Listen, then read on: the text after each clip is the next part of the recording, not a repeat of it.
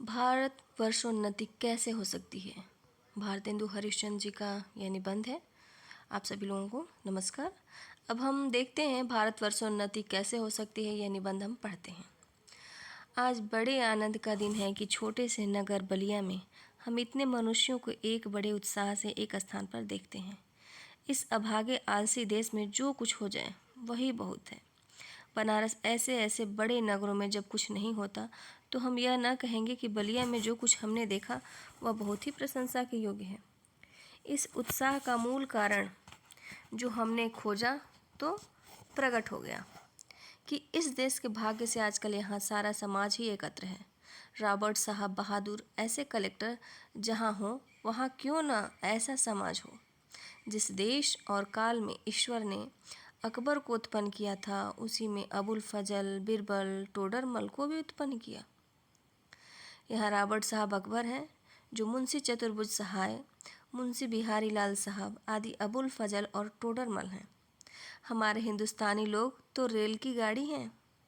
यद्यपि first class, second class आदि गाड़ी बहुत अच्छी अच्छी और बड़े बड़े महसूल की इस ट्रेन में लगी हैं, पर बिना इंजन सब चल ही नहीं सकती।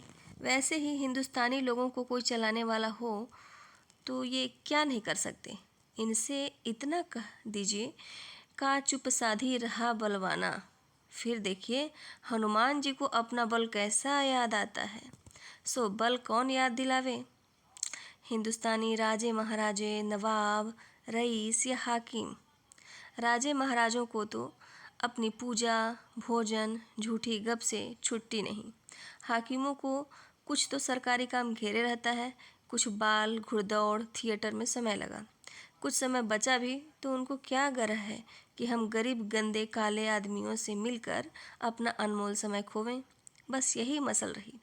तुम्हें गैरों से कब फुर्सत, हम अपने गम से कब खाली। तुम्हें गैरों से कब फुर्सत, हम अपने गम से कब खाली। चलो बस हो चुका मिलना, न हम खाली न तुम खाली। बहुत अच्छी, बहुत गजब कहानी लिखी इन्होंने। तुम्हें गैरों से कब फुर्सत, हम अपने गम से कब खाली। तुम्हें गैरों से कब फुर्सत, हम अपने गम से कब खाली। चलो बस हो चुका मिलना, न हम खाली न तुम खाली। 3 मेढक एक के ऊपर एक बैठे थे। ऊपर वाले ने कहा जौक शौक, बीच वाला बोला गम सम, सबके नीचे वाला पुकारा गए हम। सो हिंदुस्तान की प्रजा की दशा यही है, गए हम। पहले भी जब आर्य लोग हिंदुस्तान में आकर बसे थे, राजा और ब्राह्मणों के जिम्मे यह काम था कि देश में नाना प्रकार के विद्या और नीति फैलावें। और अब भी ये लोग चाहें तो हिंदुस्तान प्रतिदिन क्या प्रतिक्षण बढ़े, पर इन्हीं लोगों को निकम्मेपन ने घेर रखा है। बौद्वारो मत्सरग्रस्ता, प्रभव समर दूषिता। हम नहीं समझते कि इनको लाज भी क्यों नहीं आती। उस समय में जबकि इनके पुरखों के पास कोई सामान नहीं था, तब उन लोगों ने जंगल में पत्ते और मिट्टी की कुटियों में बैठकर बांस की नालियों से जो तारा ग्रह आदि बेध कर उनकी गति लिखी है वह ऐसी ठीक है कि 16 लाख रुपए की लागत से विलायत में जो दूरबीन बनी है उनसे उन ग्रहों को बेध करने में ठीक वही गति आती है। और अब आज इस काल में हम लोगों की अंग्रेजी विद्या के और जनता की उन्नति से लाखों पुस्तकें और हजारों यंत्र तैयार हैं। जब हम लोग नीरी चुंगी की कतवार फेंकने की गाड़ी बन रहे हैं, यह समय ऐसा ही है कि उन्नति की मानो घुड़दौड़ हो रही है। अमेरिकन, अंग्रेज, फ्रांसिस आदि तुर्की ताजी सब सरपट दौड़े जाते हैं। सबके जी में यही है कि पाला हम ही पहले छू लें। उस समय हिंदू का टियावाड़ी खाली खड़े खड़े टाप से मिट्टी खोदते हैं।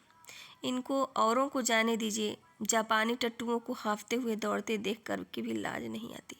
यह समय ऐसा है कि जो पीछे रह जाएगा फिर कोटि उपाय किए भी आगे न बढ़ सकेगा। लूट की इस बरसात में भी जिसके सिर पर कमबख्ती का छाया और आंखों में मूर्खता की पट्टी बंधी रहे, उन पर ईश्वर का कोप ही कहना चाहिए। मुझको मेरे मित्रों ने कहा था कि तुम इस विषय पर आज कुछ कहो कि हिंदुस्तान की कैसे उन्नति हो सकती है। भला इस विषय पर मैं कहूँ और क्या कहूँ। भागवत में एक श्लोक है, निर्देहम माध्यम सुलभम सुदुर्लभम प्लवं सुकल्पं गुरुकर्णधारं मया अनुकूलेन तपः स्वतेरितं पुमान् भवाब्धि न तरेत स आत्मः। भगवान कहते हैं कि पहले तो मनुष्य जन्म ही दुर्लभ है, मनुष्य का जन्म ही दुर्लभ है, सो मिला और उस पर गुरु कृपा और उस पर मेरी अनुकूलता, गुरु की कृपा और उस पर मेरी अनुकूलता। इतना सामान पाकर भी मनुष्य इस संसार सागर के पार न उतर जाए, सागर के पार न जाए, उसको आत्महत्यारा कहना चाहिए। वही दशा इस समय हिंदुस्तानी की है। अंग्रेजों के राज्य में सब प्रकार का सामान पाकर, अवसर पाकर भी हम लोग जो इस समय उन्नति न करें तो हमारे केवल अभाग्य और परमेश्वर का कोप ही है। सास और अनुमोदन से एकांत रात में सूने रंग महल में जाकर भी बहुत दिनों से प्राण से प्यारे परदेसी पति से मिलकर छाती ठंडी करने की इच्छा भी उसका लाज से मुंह भी न देखे और बोले भी न तो उसका अभाग्य ही है, वह तो कल परदेश चला जाएगा। वैसे ही अंग्रेजों के राज्य में भी जो हम मेढक काठ के उल्लू पिंजड़े के गंगाराम ही रहें तो फिर हमारी कमबख्ती फिर कमबख्ती ही है। बहुत लोग यह कहेंगे कि हमको पेट के धंधे के मारे छुट्टी ही नहीं रहती। बाबा, हम क्या उन्नति करें? तुम्हारा पेट भरा है, तुमको दून की सूझती है। उसने एक हाथ से अपना पेट भरा, दूसरे हाथ से उन्नति के कांटों को साफ किया। क्या इंग्लैंड में किसान, खेत वाले, गाड़ीवान, मजदूर, कोचवान आदि नहीं हैं? किसी देश में भी सभी पेट भरे हुए नहीं होते, किंतु वे लोग जहाँ खेत जोतते बाते हैं वहीं उसके साथ यह भी सोचते हैं कि ऐसी कौन नई कल व मसाला बनावे जिससे इस खेत में आगे से दून अनाज उपजे। विलायत में गाड़ी के कोचवान भी अखबार पढ़ते हैं। जब मालिक उतरकर किसी दोस्त के यहाँ गया, उसी समय कोचवान ने गद्दी के नीचे से अखबार निकाला। यहाँ उतनी देर कोचवान हुक्का पिएगा या गप करेगा, सो गप भी निकम्मी। वहाँ के लोग गप ही में देश के प्रबंध छाँटते हैं। सिद्धांत यह है कि वहाँ के लोगों का यह सिद्धांत है कि एक छिन भी व्यर्थ न जाए, एक छिन भी व्यर्थ न जाए। उसके बदले यहाँ के लोगों को जितना निकम्मापन हो उतना ही बड़ा अमीर समझा जाता है। आलस्य यहाँ इतनी बढ़ गई कि मलुक दास ने दोहा ही बना डाला, अजगर करे न चाकरी, पंछी करे न काम। अजगर करे न चाकरी, पंछी करे न काम, दास मलुका कह गए सबके दाता राम। चारों ओर आंख उठाकर देखिए तो बिना काम करने वालों की चारों ओर बढ़ती है, बिना काम करने वालों की ही चारों ओर बढ़ती है। रोजगार कहीं कुछ भी नहीं है। अमीरों, मुसाहिबी, दल्लालों या अमीरों के नौजवान लड़कों को खराब करना या किसी की जमा मार लेना, इनके सिवा बतलाइए और कौन रोजगार है जिससे कुछ रुपया मिले। चारों ओर दरिद्रता की आग लगी हुई है। किसी ने बहुत ठीक कहा है, दरिद्र कुटुंबी इस तरह अपनी इज्जत को बचाता फिरता है जैसे लाजवंती बहू फटे कपड़ों में अपने अंग को छिपाए जाती हैं। वही दशा हिंदुस्तान की है। मुर्दमशुमारी का रिपोर्ट देखने से स्पष्ट होता है कि मनुष्य दिन दिन जहाँ बढ़ते जाते हैं, रुपया दिन दिन कमती होता जाता है। सो अब बिना ऐसा उपाय किए काम नहीं चलेगा कि रुपया भी बढ़े और वह अपना बिना बुद्धि के न बढ़ेगा। भाइयों, राजा महाराजाओं का मुंह मत देखो, मत यह आशा रखो कि पंडित जी कथा में ऐसा उपाय बतलाएंगे कि देश का रुपया और बुद्धि बढ़े। तुम आप ही कमर कसो, आलस छोड़ो। अब तक अपने को जंगली, हूस, मूर्ख बोधे।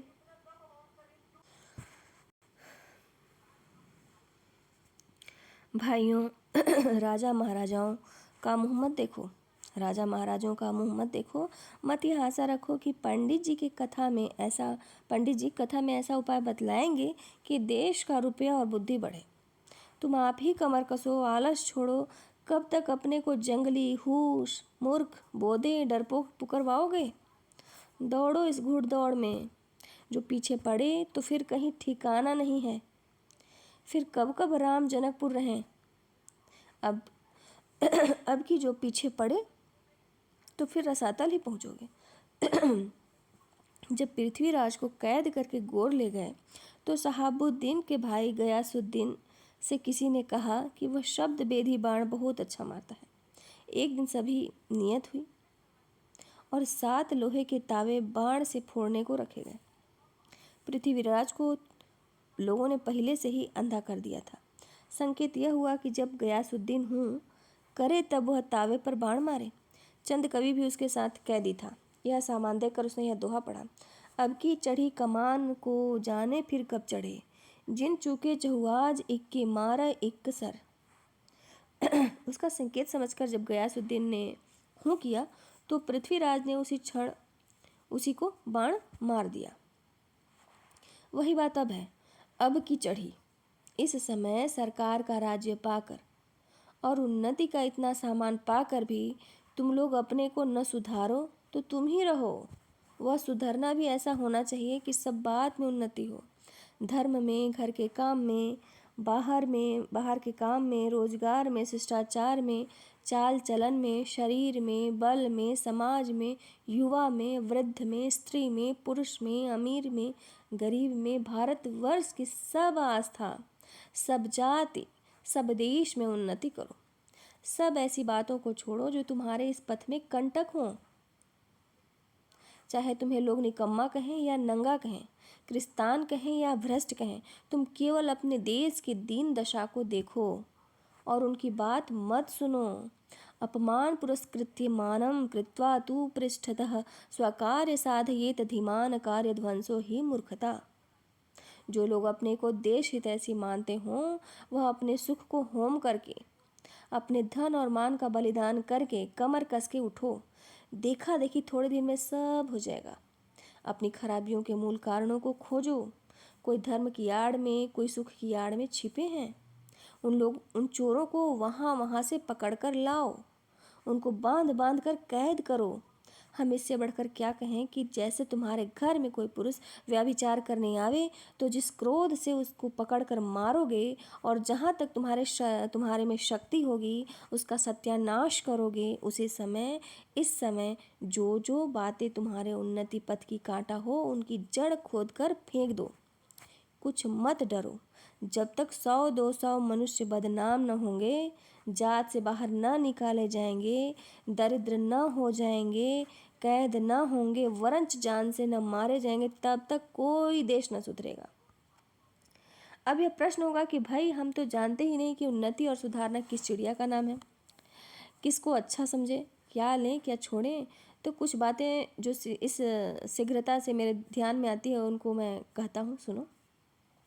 सब सुन्नियों का मूल धर्म है। इससे सबसे पहले धर्म की उन्नति करनी उचित है। देखो, अंग्रेजों की धर्म नीति राजनीति परस्पर मिली है। उससे उनकी दिन दिन कैसी उन्नति हो रही है, कैसे उन्नति हुई है उनको जाने दो। अपने ही यहाँ देखो, तुम्हारे धर्म की आड़ में नाना प्रकार की नीति, समाज गठन, वैद्यक आदि भरे हुए हैं। दो एक मिसाल सुनो। तुम्हारा बलिया के मेला का यही स्थान क्यों चुना गया है जिसमें जो लोग कभी आपस में नहीं मिलते? 10-10, 5-5 कोस से लेकर काश से 10-10, 5-5 कोस से ले लोग एक जगह एकत्र होकर आपस में मिले, एक दूसरे का दुख सुख जाने, गृहस्थी के काम की वह चीज़ें जो गांव में नहीं मिलती यहाँ से ले जाएं। एकादशी का व्रत क्यों रखा है? जिसमें महीने में 2 उपवास से शरीर शुद्ध हो जाए। गंगा जी नहाने जाते हैं तो पहले पानी सिर पर चढ़ाकर तब पैर पर डालने का विधान क्यों है? जिससे तलुए से गर्मी सिर पर चढ़कर विकार न उत्पन्न करे। दिवाली इसी हेतु है कि इसी बहाने साल भर में एक बार तो सफाई हो जाए। होली इसी हेतु है कि बसंत की बिगड़ी हवा स्थान स्थान पर अग्नि जलने से स्वच्छ हो जाए। यही त्योहार ही तुम्हारी म्यूनिसिपालिटी है। ऐसे ही सब पर्व, सब तीर्थ, व्रत आदि में कोई हिकमत नहीं है, कोई हिकमत है। उन लोगों ने धर्म नीति, समाज नीति को दूध पानी की भांति मिला दिया है। खराबी जो बीच में हुई है वह यह है कि उन लोगों ने धर्म क्यों मानने लिखे थे, इसका लोगों ने मतलब नहीं समझा और इन बातों को वास्तविक धर्म मान लिया। भाइयों, वास्तविक धर्म तो केवल परमेश्वर के चरण कमल का भजन है। ये सब तो समाज धर्म है जो देश काल के अनुसार शोधे और बदले जा सकते हैं। दूसरी खराबी यह हुई कि उन्हीं महात्मा बुद्धिमान ऋषियों के वंश के लोगों ने अपने बाप दादों का मतलब न समझकर बहुत से नए नए धर्म बनाकर शास्त्रों में धर दिए। बस सभी तिथि व्रत और सभी स्थान तीर्थ हो गए। इन बातों को अब एक बार आंख खोलकर देख और समझ लीजिए कि फलानी बात उस बुद्धिमान ऋषियों ने क्यों बनाई, और उनमें देश और काल के अनुकूल और उपकारी हों उनका ग्रहण कीजिए। बहुत सी बातें जो समाज विरुद्ध मानी जाती हैं किंतु धर्मशास्त्रों में जिनका विधान है उनको मत चलाइए, जैसा जहाज का सफ़र, विधवा विवाह आदि। लड़कों की छोटेपन ही में शादी करके उनका बल, धीरज, आयुष्य सब मत घटाइए। आप उनके माँ बाप हैं या शत्रु हैं, वीर्य उनके शरीर में पुष्ट होने दीजिए। नॉन, तेल, लकड़ी की फिक्र करने की बुद्धि सीख लेने दीजिए। तब उनका पैर काठ में डालिए। कुलीन प्रथा, बहुविवाह आदि को दूर कीजिए। लड़कियों को भी पढ़ाइए किंतु इस चाल में नहीं जैसे आजकल पढ़ाई जाती है, जिससे उपकार के बदले बहुत बुराई होती है। उपकार के बदले बुराई होती है। ऐसी चाल से उनको शिक्षा दीजिए कि वह अपना देश और कुल धर्म सीखें, पति की भक्ति करें और लड़कों को सहज में शिक्षा दें। वैष्णव, शास्त्र इत्यादि नाना प्रकार के लोग आपस में बैर छोड़ दें। यह समय इन झगड़ों का नहीं। हिंदू, जैन, मुसलमान सब आपस में मिलिए। जाति में कोई चाहे ऊंचा हो चाहे नीचा हो, सब का आदर कीजिए। जो जिस योग्य हो उसे वैसा मानिए। छोटी जाति के लोगों का तिरस्कार करके उनका जी मत तोड़िए। सब लोग आपस में मिलिए। मुसलमान भाइयों को भी उचित है कि इस हिंदुस्तान बस कर वे लोग हिंदुओं को नीचा समझना छोड़ दें। ठीक भाइयों की भांति हिंदुओं से बर्ताव करें। ऐसी बात जो हिंदुओं का जी दुखाने वाली हो न करें। घर में आग लगे सब जिठानी देवरानी को आपस का डाह छोड़कर एक साथ वह आग बुझानी चाहिए। जो बात हिंदुओं का नहीं मयस्सर है वह धर्म के प्रभाव से मुसलमानों को सहज प्राप्त है। उनके जाति नहीं, खाने पीने में चौका चूल्हा नहीं, विलायत जाने में रोक टोक नहीं। फिर भी बड़े ही सोच की बात की मुसलमानों ने अभी तक अपनी दशा कुछ नहीं सुधारी। अभी तक बहुतों को यही ज्ञात है कि दिल्ली, लखनऊ की बादशाहत कायम है। यारों, वे दिन गए। अब आलस, हठधर्मी यह सब छोड़ो। चलो हिंदुओं के साथ तुम भी दौड़ो, एक दो होंगे। पुरानी बातें दूर करो। मीर हसन और इंदर सभा पढ़ाकर छोटेपन ही से लड़कों का सत्यानाश मत करो। होश संभाला नहीं कि पढ़ी पारसी चुस्त कपड़ा पहनना और गजल गुनगुनाए। शौक तिल्फी से मुझे गुल की जो दीदार का था, न किया हमने गुलिस्ता का सबक याद कभी। शौक तिल्फी से मुझे गुल की जो दीदार का था, न किया हमने गुलिस्ता का सबक याद कभी। भला सोचो कि इस हालत में बड़े होने पर वे लड़के क्यों न बिगड़ेंगे। अपने लड़कों को ऐसी किताबें छूने भी मत दो। अच्छी से अच्छी उनको तालीम दो। पेंशन और वजीफे या नौकरी का भरोसा छोड़ो।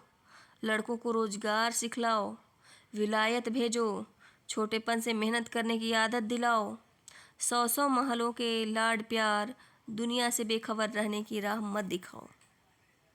भाई हिंदुओं, तुम भी मतांतरों का आग्रह छोड़ो, आपस में प्रेम बढ़ाओ। इस महामंत्र का जप करो। जो हिंदुस्तान में रहे, चाहे किसी जाति किसी रंग का क्यों न हो, वह हिंदू है। हिंदू की सहायता करो। बंगाली, मराठा, पंजाबी, मद्रासी, वैदिक, जैन, ब्राह्मणों, मुसलमानों सब एक का हाथ एक पकड़ो। कारीगरी जिससे तुम्हारे यहाँ बढ़े, तुम्हारा रुपया तुम्हारे ही देश में रहे, वह करो। देखा, जैसे 1000 धारा होकर गंगा समुद्र में मिली है, वैसे ही तुम्हारी लक्ष्मी 1000 तरह से इंग्लैंड, फ्रांसिस, जर्मनी, अमेरिका को जाती है। दिया सलाई जैसी ऐसी तुच्छ वस्तु भी वहीं से आती है। जरा अपने ही को देखो। तुम जिस मार्किन की धोती पहने हो वह अमेरिका की बनी है। जिस लकलाट का तुम्हारा अंगा है वह इंग्लैंड का है। फ्रांसिस की बनी कंघी से तुम सिर झाड़ते हो और जर्मनी की बनी चर्बी की बत्ती तुम्हारे सामने जल रही है। यह तो वही मसल हुई कि एक बेफिक्रे मंगती का कपड़ा पहनकर किसी महफिल में गए। कपड़े को पहचान कर एक ने कहा, अजी अंगा तो फलाने का है। दूसरा बोला, अजी टोपी भी फलाने की है। तो उन्होंने हंसकर जवाब दिया कि घर की तो मूछें मूछें ही हैं, घर की तो मूछें ही मूछें हैं। हाय, अफसोस तुम ऐसे हो गए कि अपने नीज की काम के वस्तु भी नहीं बना सकते। भाइयों, अब तो नींद से जागो, अपने देश की सब प्रकार से उन्नति करो जिसमें तुम्हारी भलाई हो। वैसे ही किताब पढ़ो, वैसे ही खेल खेलो, वैसा बातचीत करो। परदेसी वस्तु और परदेसी भाषा का भरोसा मत रखो, अपने में अपनी भाषा में उन्नति करो। तो इनका जो भारतवर्षोन्नति कैसे हो सकती है, ये तो बहुत ही गजब है। इनके लिए तो मैं खुद निशब्द हूँ कि इनको मैं कहूँ क्या।